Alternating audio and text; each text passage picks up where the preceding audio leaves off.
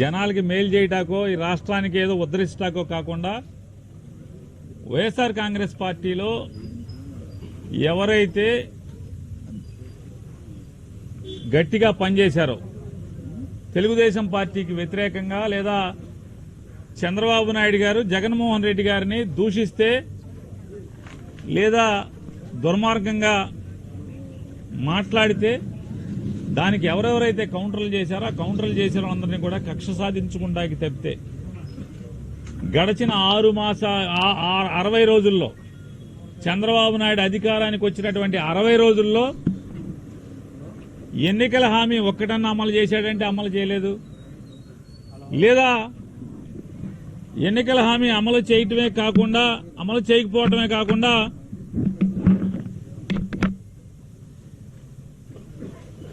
ఓ మంచి కార్యక్రమం చేశారా అంటే ఈ రాష్ట్రాన్ని ఉద్ధరించేదానికి ఒక్కటి చేయకపోగా అన్ని ఎఫ్ఐఆర్లు కడతాం, తప్పుడు కేసులు కడతాం, దొంగ కేసులు కడతాం.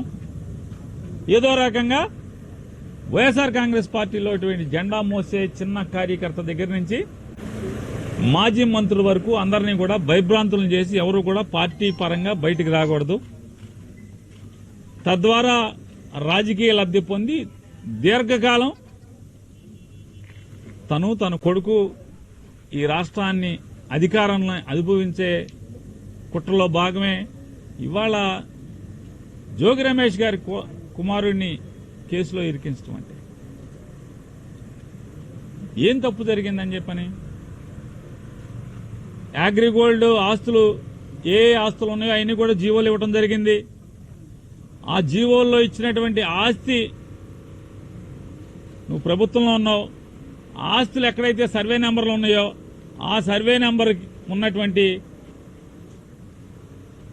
ఫీల్డ్ సర్వే ఎక్కడ చేసుకుంటే ఆ నంబర్ పొలానికి కానీ జోగి రమేష్ గారి కొడుకు కొనుక్కున్న పొలానికి కానీ ఎక్కడ సరిహద్దులు ఏమైనా ఆనుకుని ఉన్నాయా, కనీసం పక్కపక్కన ఉన్నాయా, పోనీ కనీసం ఆస్తులు ఆనుకుని సరిహద్దుల్లో కూడా ఎక్కడ లేకుండా పోనీ జోగి రమేష్ గారు ఏమైనా తప్పు చేశాడా అంటే జోగి రమేష్ గారు 2022లో రామోజీరావు గారి పేపర్లోనే చేయించారు. అయ్యా ఈ సర్వే నెంబర్ పలానా ఆయన అమ్ముతా అంటున్నాడు, మేము కొనుక్కుందాం అనుకుంటున్నాం, ఇందులో ఎవరికైనా అభ్యంతరాలు ఉన్నాయా అని చెప్పని పేపర్ అడ్వర్టైజ్మెంట్ ఇచ్చారు 2022లో. ఎవరు అభ్యంతరం తెలపలేదు, కనీసం సిఐడి డిపార్ట్మెంట్ అభ్యంతరం తెలపలేదు, లేదా ఎవరు కూడా అభ్యంతరం తెలపలేదు. కానీ అమ్మేప్పుడు 2023లో కూడా అమ్మేప్పుడు ఎవరైతే జోగి రమేష్ గారి దగ్గర నుంచి వాళ్ళ కుమారుడి దగ్గర నుంచి కొనుక్కున్నారో వాళ్ళు కూడా ఈయన ఇదే రామోజీరావు గారి పేపర్లో వచ్చేశారు. అయ్యా ఈ పొలం మేము కొనుక్కోదలుచుకుంటున్నాం, ఎవరికైనా అభ్యంతరాలు ఉన్నాయని. ఏ డిపార్ట్మెంట్ కానీ ఎవరు కూడా అభ్యంతరాలు తెలపలేదు. అగ్రిగోల్డ్ ఆస్తులు ఏదైతే ప్రభుత్వం జీవో కూడా లేకపోగా వీళ్ళు అన్ని చట్టరీత్యా చట్టానికి లోబడి పేపర్ ప్రకటన ఇచ్చి ఈనాడులోనే రామోజీరావు గారి పేపర్లోనే పేపర్ ప్రకటన ఇచ్చి అభ్యంతరాలని కాల్ఫర్ చేసి లీగల్గా అన్ని జాగ్రత్తలు తీసుకుని ఆస్తి కొనుక్కున్నారు.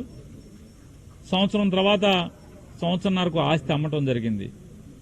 ఇవాళ అంటే 2వ తారీఖున ఈనాడు పేపర్లో వార్తలు రాయిస్తారు, ఆగస్టు 2వ తారీఖున సిఐడిలో ఎఫ్ఐఆర్ కడతారు 11 మంది మీద ఎంతమంది మీద. ఆ ఎఫ్ఐఆర్ కాపీని ఏసీబీ ఆఫీస్కి అదే రోజు కాగితం తీసుకొచ్చి ఇస్తారు. వీళ్ళు ఎఫ్ఐఆర్ని ఆ ఎఫ్ఐఆర్ నుంచి చదువుకుని వీళ్ళు ఒక ఎఫ్ఐఆర్ కడతారు 2వ తారీఖున.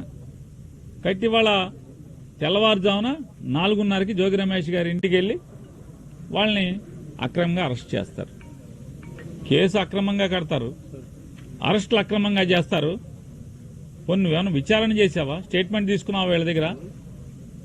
ఇంత పద్ధతిగా అంటే లీగాలిటీ ఎక్కడా మిస్ అవ్వకుండా, లీగల్ ప్రొసీజర్ ఎక్కడా మిస్ అవ్వకుండా చట్టరీత్యా లేదా మనీ ట్రాన్స్ఫర్ చేసి కొన్ని ఏమన్నా డబ్బులు అకౌంట్ ట్రాన్స్ఫర్ చేయకుండా కొన్నారా? డబ్బులు ఇచ్చేప్పుడు కానీ లేదా పేపర్ అడ్వర్టైజ్మెంట్ ఇవ్వకుండా కొన్నారా? పోనీ ఆనుకుని పోనీ ఏమన్నా నంబర్లు మార్చేశారంటే